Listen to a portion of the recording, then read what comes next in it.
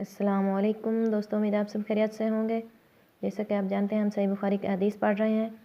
ہمارے ایک بھائی نے پہلی جلد شروع کر رکھی ہے، اس لیے ہم آپ لوگوں تک دوسری جلد کی حدیث پہنچا رہے ہیں۔ کل ہم نے پہلی حدیث پڑھی تھی اور آج ہم دوسری حدیث پڑھ رہے ہیں جلد دوم کی، جس میں ولا میں شرط لگانا کے بارے میں ہے۔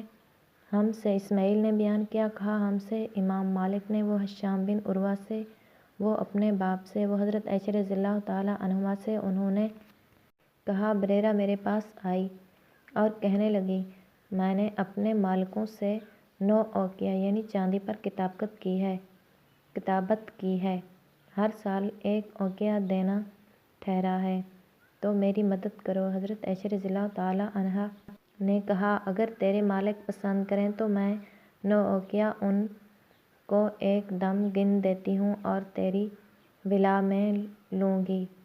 بریرہ اپنے مالکوں کے پاس گئی اور ان سے کہا، انہوں نے نہ مانا، آخر وہ ان کے پاس سے لوٹ آئی۔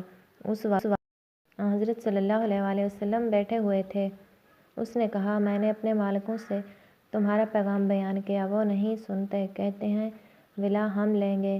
حضرت صلی اللہ علیہ وسلم نے یہ سن لیا اور حضرت عائشہ رضی اللہ تعالیٰ عنہا نے آپ صلی اللہ علیہ وسلم سے یہ سارا قصہ بیان کیا۔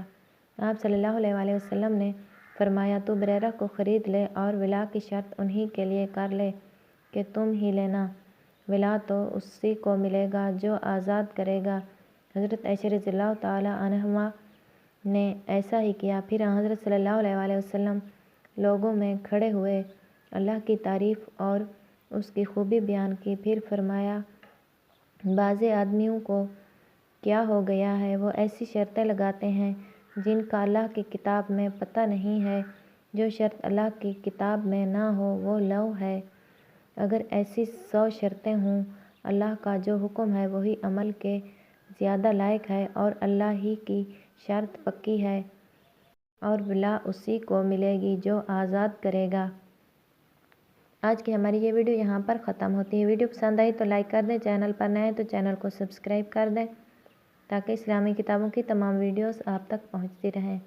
ہم اپنی اگلی ویڈیو کے ساتھ پھر آپ کی خدمت میں حاضر ہوں گے، تب تک کے لیے اللہ حافظ۔